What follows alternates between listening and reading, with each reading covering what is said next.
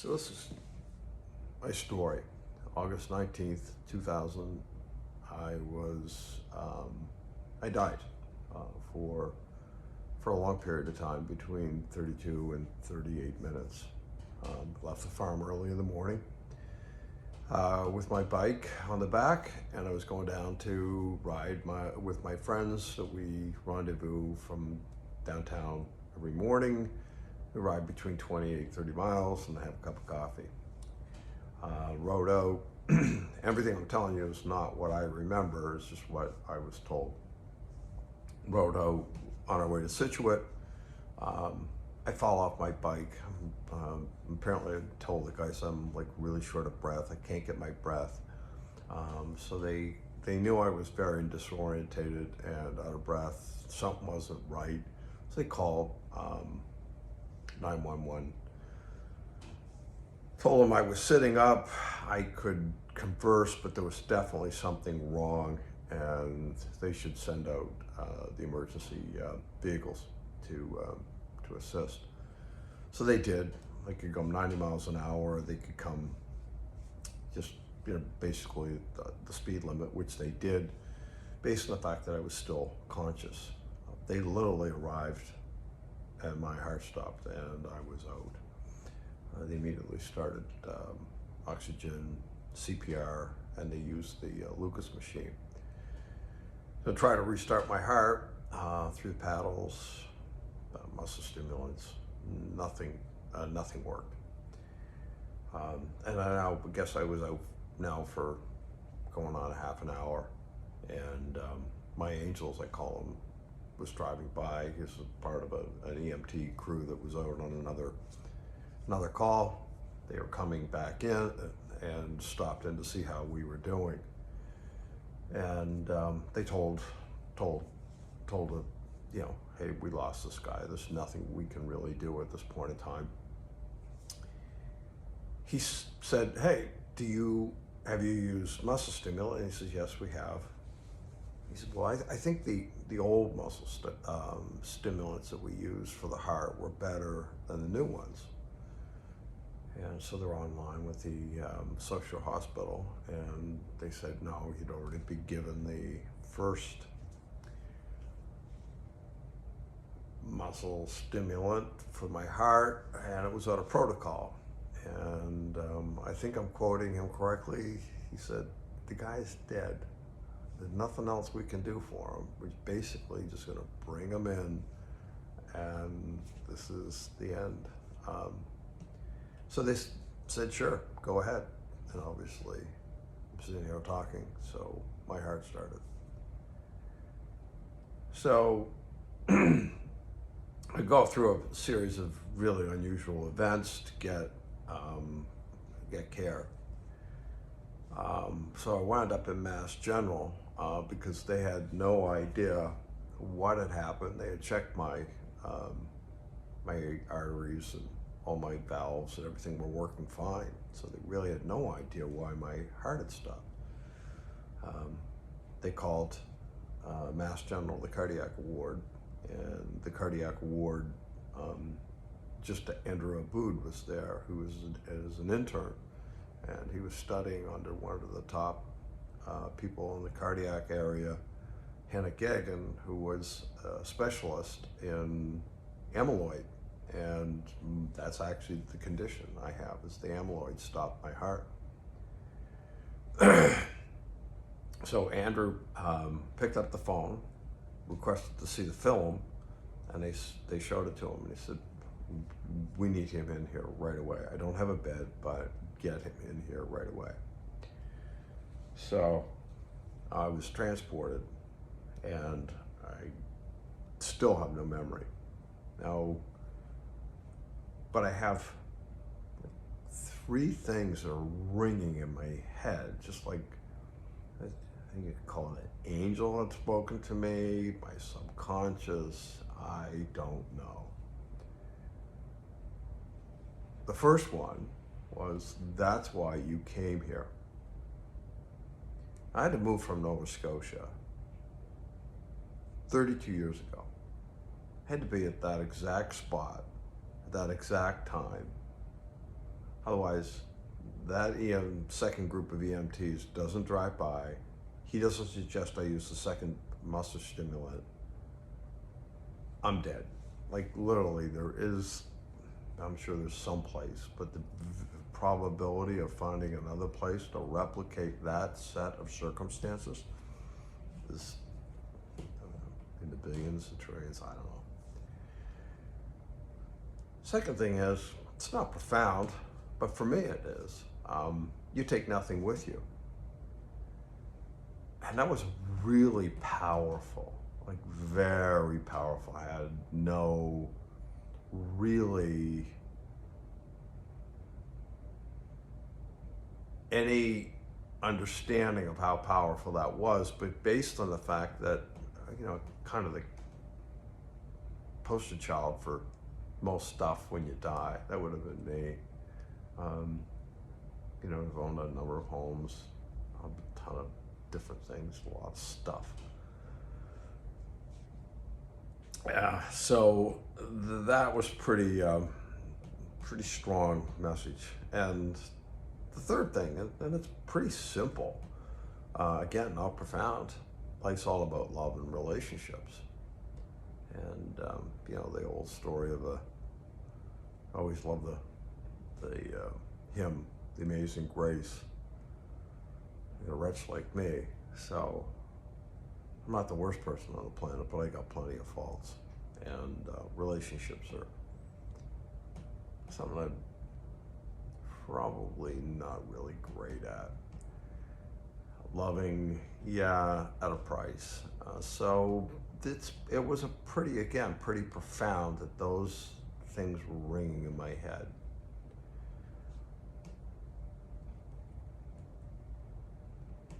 Now, I get out of the hospital, they treat me for amyloid. I get in touch with, again, which is a huge coincidence that I'm in touch with with the person that's doing some of the best research on the planet, and amyloid with Hannah Gagan, Andrew. They put a heart,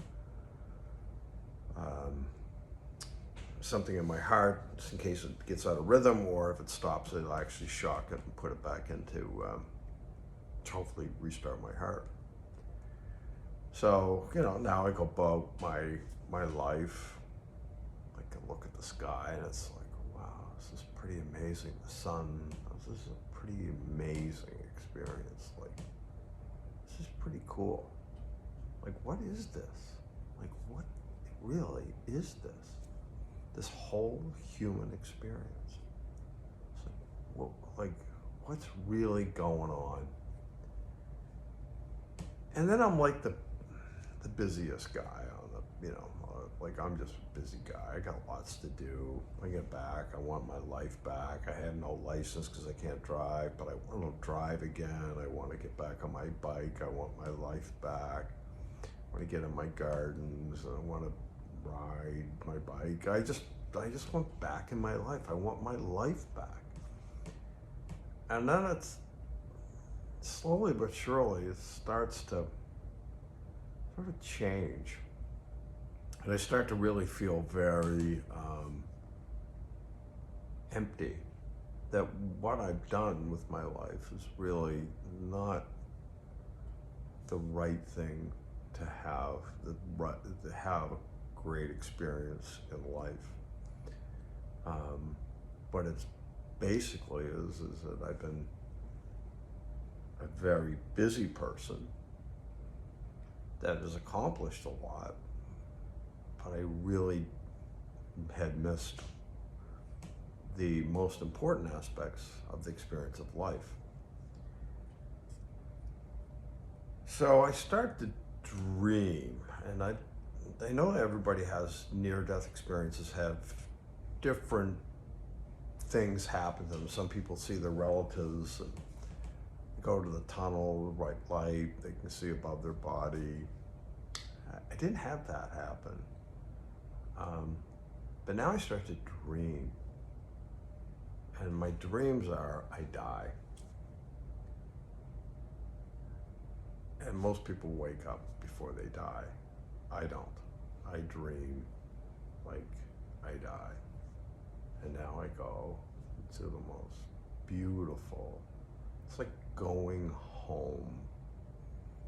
It's like being welcomed home, and the love and just the relief of being in this loving place. You experience true unconditional love. And it's profound.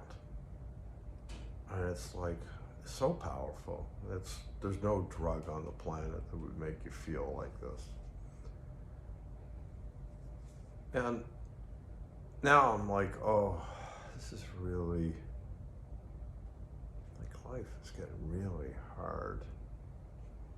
And I said, I have to talk to a psychologist and how to repair my relationships, and I look at my childhood and how I interact, and trying to understand my relationships and how to be a more loving person, because I've got this message, right? And I just like sinking like a stone. I'm just like, I'm going down, just a drop every day. I'm just down, down, down, down. And nothing's working. I don't feel like I have the motivation, the desire, the ability to really turn it around. And then I just really kind of hit rock bottom, and decided, like, I can't keep this up. I'm so at turmoil and so at odds with my experience of having died and the actual experience that I'm actually having. And so it's like two different things, and it's just not lining up. So I go to Sedona, and I told my kids, like, I gotta do something, because I can't keep this up.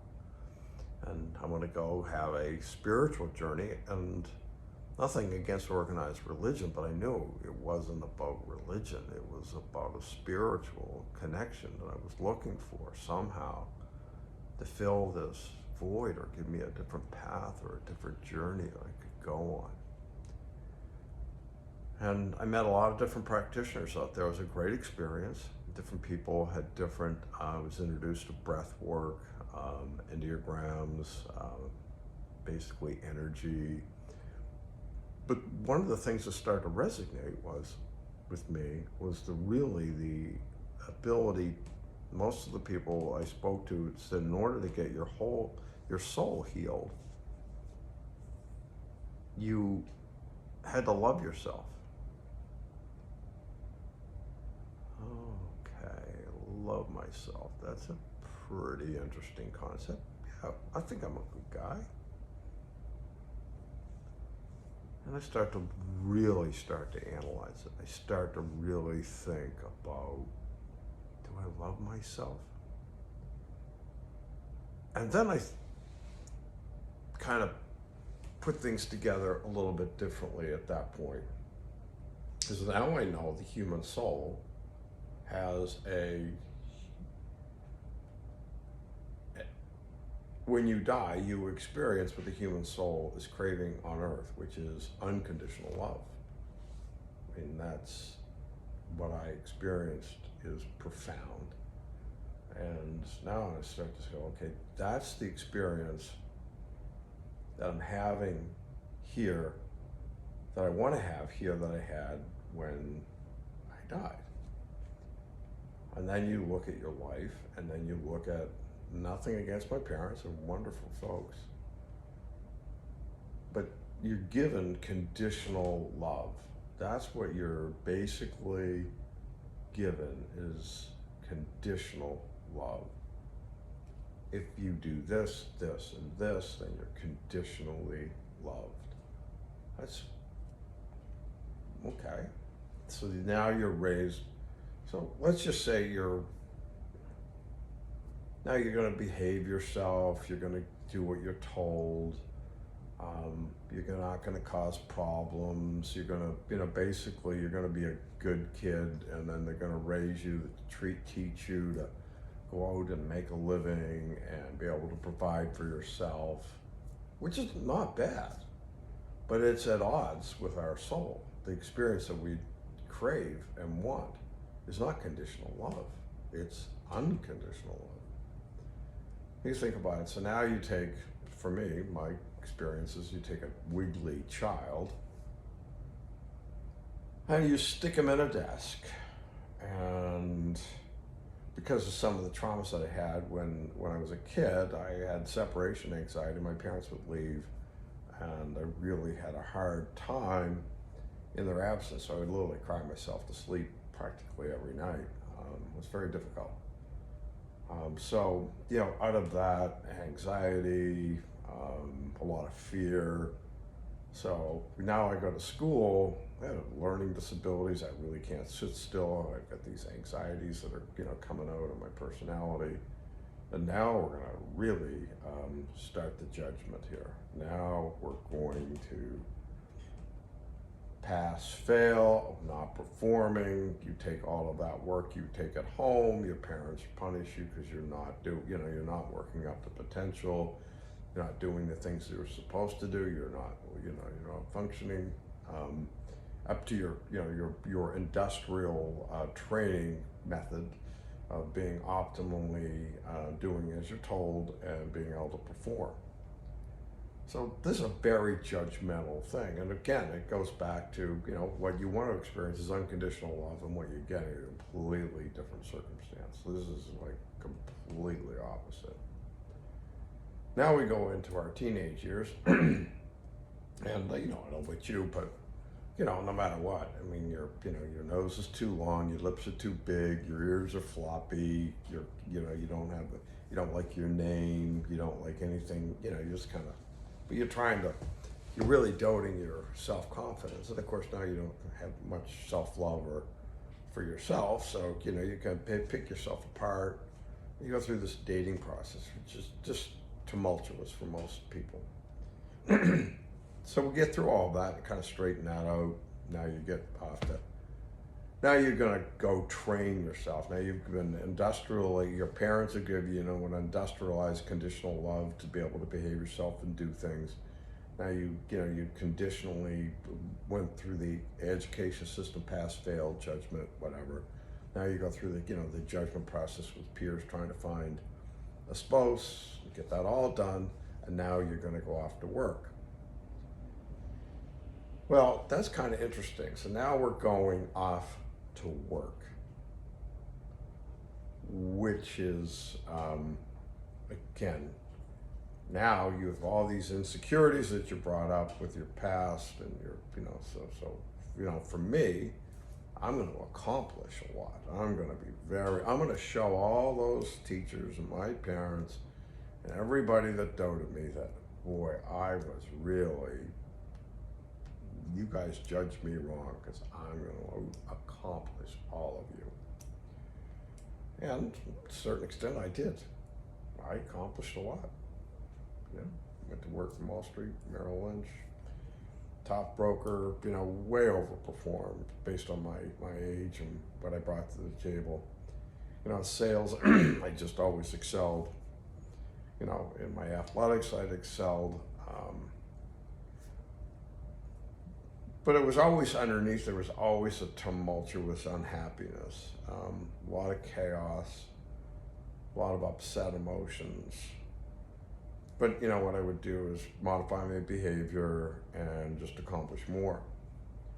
So just in search of just, being able to accomplish big and live life big and do things big. So you go through all of that. I won't, go into all the ups and downs of all of that, but, failed marriages, children that, really had to deal with, this kind of an ego-driven experience growing up and all the judgment that I threw on them.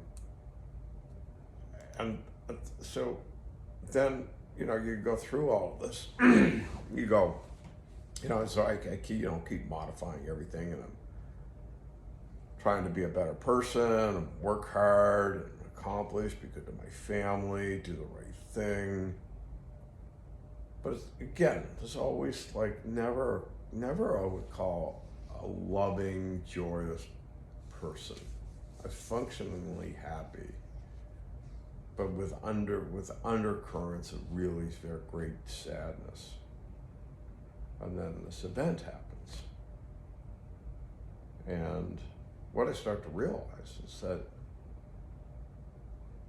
what we really all want is unconditional love. That's all that any of us ever want, is this unconditional love. And now, having gone through, and I'm really just sort of in my infancy of expanding my understanding and my ability to get to a point where I feel the love that I felt when I had died, being able to give the love that I felt when I died, which is unconditional love. And then what I start to realize is, man, you are really programmed to do everything against that. It's not like I want to become the poster child of, down with them, the system. But I think we really, if I can give some sort of perspective of really, we are souls. And our souls really want to experience love. And the ultimate is they want to experience unconditional love. And I really think that that's so strong in all of us. And the reason it's so strong is its essence is where we go. That's who we are. When I got there, nobody said, hey, you did this right, you did that wrong, you did this wrong, you did this to this person, that to that person. No.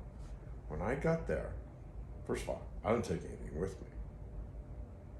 And I did not get judged. I was loved, incredibly, unconditionally loved. And the feeling was amazing. So I guess at my age, and having sort of done it all, I can't say completely wrong, but a lot wrong, I feel like it's my obligation to try to make people have comfort in the fact that they need to slow down and understand they're not going to take anything with them. But life really is all about love. And you have to provide that love to yourself. It's a self-correcting process where you provide that love to yourself and try to override a lot of the judgment that's been levied on us that puts us in such turmoil consistently and takes away from our ability to be loving towards ourselves and puts us in turmoil and anxiety and upsetness. So I'm making this video, and this is probably my first attempt at probably more than a few, to try to explain the connection. For me, it's not a theoretical connection. For most people, it's all theoretical. It sounds good, but it's not real. For me, it's real. This is not like a theoretical experience. This is a real experience for me. And as I've started this work, and I've had the ability to have some very soulful, unconditionally loving moments, and they're only moments, they don't happen all the time. It's not like, come to a point where everything is easy and I just love everybody and love everybody all the time. But when I get there and provide that, it's magical. It truly is magical. And the experience that you have in that place, when you can get to that, is truly the ultimate life experience. So that's my personal journey, is to heal myself. It's going to take a while. I've got a lot of gray hair, so my programming is pretty deep. So I have to reprogram myself to be unconditionally loving towards myself and take that love to the world to help heal a lot of the people that are living in the same way that I did, is without this anxiety, worry, illness, stress, strain, and for nothing. Because ultimately, I know for sure that's all for nothing. the only thing that really matters is love. So I hope this little video has been helpful, and I look forward to sharing more.